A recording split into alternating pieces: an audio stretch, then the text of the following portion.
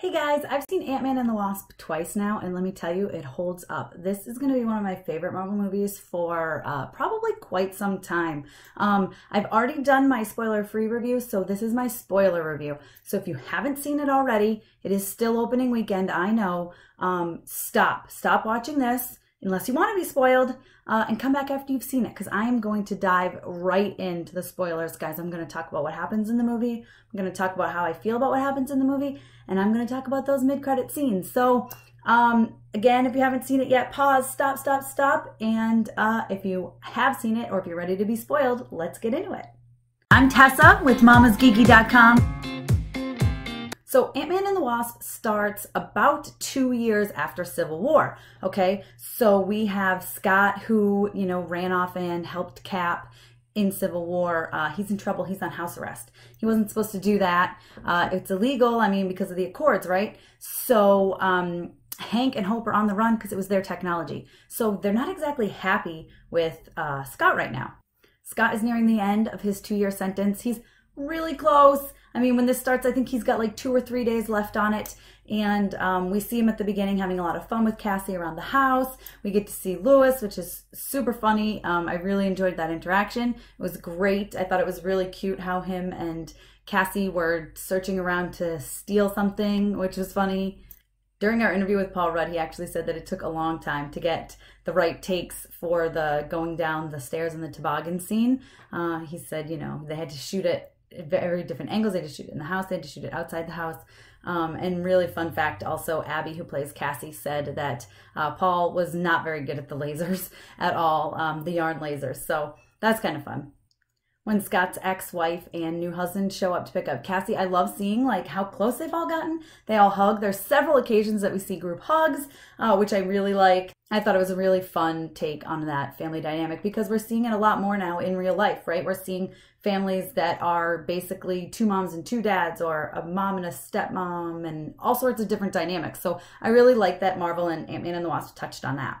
So then we see Scott get ready to take a bath, right? And when he lays down, he kind of has this dream of the quantum realm. And he's back in the quantum realm, and who does he see there but Michelle Pfeiffer, okay, Janet Van Dyne, the original Wasp, guys. And she looks amazing. We always talk about how Paul Rudd hasn't aged since Clueless, because he hasn't. But Michelle Pfeiffer hasn't aged either. She's beautiful. So Scott's obviously a little bit freaked out by this, right? He's actually her in his dream, vision, whatever you want to call it. So what does he do? But he calls Hank, and Hank doesn't answer, but he leaves a message. Next thing you know, Hank and Hope are replacing him with this ant that they've trained to go through his whole routine of, sitting on the couch and eating cereal and taking baths and playing rock band, right? So Scott wakes up with Hope, and they're on their way to that awesome, amazing little mini lab that they have, right? They can shrink it and blow it up, and I thought that was really fun. One of the things I really loved about this movie was the shrinking and the unshrinking of everything. It was really cool, making things giant, playing with pin particles and playing with size. I just never knew what they were going to shrink or make huge next. So anyway, they explained to Scott that they're working on trying to get Janet out of the quantum realm, and they believe she's alive, and they think they can do it, and they just need to know where she is. And you know who's the key to that is Scott, right? It's all in his head. They think that maybe it wasn't a dream, right? Maybe Janet left this in his brain. They somehow came across each other when he was in the quantum realm, and she put it in his head. So they need one more piece to build their quantum tunnel, and they go and they meet up with Sonny, right? Who's this kind of sleazy tech sales black market type guy. And he has discovered that Hope is Hope, and she's on the run. So he's trying to finagle more money out of her. He wants to be partners. He's just not being a nice guy. And she basically says, listen, you don't want to do that if I were you. He does, and what does she do? She shrinks, she gets on her suit, she's amazing. She kicks some serious ass. That is a really fun fight scene. But then Ghost shows up, and Hannah, who plays Ghost, is so great. I loved her. I loved seeing that direction. She was super badass too. She's just doing this to save herself, and she actually steals the lab. She gets out with the lab, and she's gone, okay? Hope, Hank, and Scott now have to discover how they can find the lab. So who do they go see? They go see Dr. Bill Foster, who, by the way, worked on Goliath. He is Goliath in the comics. I was really, really hoping to see him get big and be amazing. We didn't. However, there's a hint we may later, and I'll get to that in a little bit. Eventually, we learn a little bit more about Ava, who is Ghost. that she's basically disappearing, right? She's in big trouble. Her parents, her father, I should say, was Elias Starr. Elias Starr, guys, that's Egghead in the comics. I'm not 100% certain if that's a nod or not. I did ask Peyton Reed about it, and he just kind of said, her dad's Elias Starr. He didn't really give me any information. You see in Ant-Man and the Wasp that he dies. Does he really die? I don't know. Will we see him? I don't know. But it did look like there was a body there, so possibly he's dead. And it was just a nod to the comics, which is still super fun.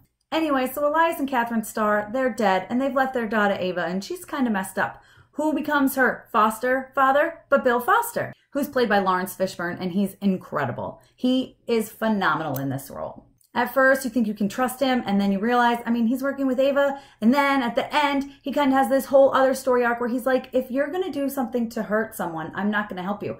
When Ava says, well, Scott has a daughter, doesn't she? And she was basically going to go take Cassie and, I don't know, do something to hold it against Scott, but in the end, she doesn't, which I think is great, and I love that Bill kind of stopped her from doing that. The interaction at Ghost's hideout was really great. I loved seeing Scott and Hank and Hope work together to be able to get that lab back and get out of there. One of my favorite parts, I think is the funniest part, is when Sonny and his group there, his gang, little gang, if you will call them that, shoots up Lewis with truth serum. It's so funny. He tells one of his famous stories, and I loved it. Stanley's cameo was another great thing. His talking about paying for the 60s, obviously, when his car shrinks. That was great. I loved seeing, you know, the ant taking over Scott's life. That was super funny. Obviously, all the battles were great. I loved seeing Scott get super, super, super, super huge to get the lab back. One of the best parts is when Scott becomes Janet. Okay, so basically Janet takes over Scott and she says, I don't know how long I have. And she has to fix the algorithms and she has to fix it so that the quantum tunnel will work. That was so funny. Actually, in my interview with Paul Rudd, he said, like, what point does it become creepy that I just study Michelle Pfeiffer to get her right mannerisms? I don't know. It was hilarious. That's one of my favorite parts. I love it. He said they actually called it the all of me scene. But anyways, back to the plot. So we see Hank shrink and go into the quantum realm, right? He says it's got to be him. It can't be Hope. He needs Hope to fight off Sonny and everyone else and Ghost and whoever's trying to get the lab, right? And now fast forward and Hank is shrunk down. He's in the quantum realm. Scott and Hope are trying to hold on to the lab while Sonny and his gang and Ghost are trying to get the lab. Ghost wants the lab because she just wants to basically rip particles out of Janet Van Dyne to make herself whole again. Little does she know that Janet Van Dyne has the power to help her when she's freed. So she's basically going to kill Janet, which obviously Hank and Hope don't want her to do, and Scott really doesn't want her to do it either. So that's why they're trying to stop her. She's killing people in her wake. She's just kind of being a horrible person.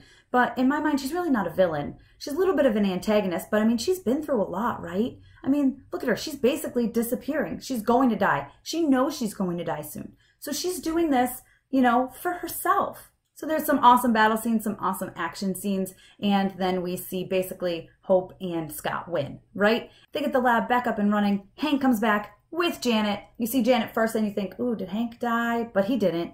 And Janet immediately goes over to her daughter, hugs her, embraces her. It's so sweet. I teared up. It was amazing. And then she goes over to Ava, to Ghost, and puts her hands on her head like this and she fixes her, right? She helps her. She helps her become whole. And that's so nice of her to do. And it just speaks to Janet's character, right? This was definitely Janet. This was definitely the Wasp that I know and love from the comic books. She's so sweet and so kind-hearted. I'm kind of hoping we'll see Lewis suit up in the future. I mean, he did hint a few times that he really wants a suit. So fingers crossed we see that. So now, happy ending, right? The family's all back together. Scott makes it back home just in time to get off house arrest from Wu. And I will tell you, by the way, Agent Wu and Cassie, hilarious. I loved their interactions. Cassie just basically standing up to him. And Cassie said a few times that she wants to be a superhero. She wants to be Scott's sidekick. And Cassie Lang in the comic books is Stature, and she's amazing, and I love her, and she's a superhero, and she grows super, super big. So fingers crossed we see her, because she would be amazing, and I think Young Avengers might be coming up. I've been discussing it with my friend Amy at As the Bunny Hops, and we've pretty much decided that Young Avengers is happening. So if it doesn't, we're both going to be devastated. At this point, Hope has forgiven Scott. She's decided she really cares about him and she really loves him. So they're back together. And in the end, we see Cassie and Scott and Hope in a Matchbox car watching a movie. And it's so sweet. And it's such a great moment. It's a great family moment. And that's how the movie ends. So you're on a high note, right? You're like, this was so funny. I had so much fun. I'm so glad Hope and Scott are back together. I'm so glad Janet and Hank are back together. I mean, we saw some clips of them in the future, going and getting a house by the beach, and you're just so happy for everyone. This is great. Scott's off house arrest, not to mention like he's in a really good place with his ex-wife and her husband. It's just an all-around great family film, such a fun feeling. And then Marvel devastates you. I mean, destroys you. So I am not kidding. In our press screening in the theater, we're all laughing and having a good time. And then we see the credits and we're like, these credits are so fun. There's little characters moving around. You know, you see all the different, I'm imagining the models they used. I don't know, it was great and it was fun. We're like, oh, haha, what a good time. Oh, what was your favorite part? Oh, didn't you love when they did this? Oh, that one line was so funny, wasn't it? Ha ha ha ha ha. Oh, shh, shh, shh, quiet everyone, quiet. It's the mid-credit scene. Let's see what happens. And what do we see? We see Hope and we see Hank and we see Scott. And we see Janet. And what are they doing? Boy, they're going back into the quantum realm. This is a little crazy. Oh, they're sending Scott into the quantum realm. They need to get some more of those particles. They need to help their friend Ghost. And he even says, I got these for our new friend Ghost. Perfect. They said, just open this up. It'll automatically collect them, close them, let us know when you're done. We're going to pull you right out of there. Okay, it sounds a little ominous, but sure, let's see what's going to happen. Is this just a fun mid-credit scene? Because Marvel has had those. Scott's like, okay, guys, I'm ready. And they're like, okay, extraction in 3, 2. And he's like, ha, ha, ha, ha, you're so funny. Okay, pull me out. Guys, ha, ha, ha, you're so funny. Pull me out. Guys, this is not funny. And what do we see? I mean, we see Hope, we see Hank, and we see Janet. All three of them dusted, right? Turned to dust, to ash, whatever you want to call it. During that Thanos snap, they disappeared. And now Scott is stuck in the quantum realm. And all three of them are gone. I was like, you've got to be kidding me. 30 years. 30 years Janet was stuck in the quantum realm. 30 years she was stuck in there. Okay? And they finally get her out. And what was the point? Why did I watch this whole movie? I was so angry. I was so mad. I was like, Marvel, and it's going to sound disgusting. It's a gross analogy, but I was like, they picked the scab, right? My wound was just starting to heal from Infinity War. That open wound, that horrible, all my favorite people are gone wound was just healing. And Marvel just picked away that scab until it started bleeding again. I want to know what's going to happen to Scott. He's stuck there. I mean, he's in the quantum realm. But here's the thing. During our interview with Lawrence Fishburne, he was like, you know, Bill Foster's Goliath. Scott's stuck in the quantum realm. And who knows about the quantum realm? Oh my God, how amazing would it be to see him suit up as Goliath and go in and get Scott? That would be just incredible, because who else is going to be able to go in there and get him? I mean, I can't think of anybody.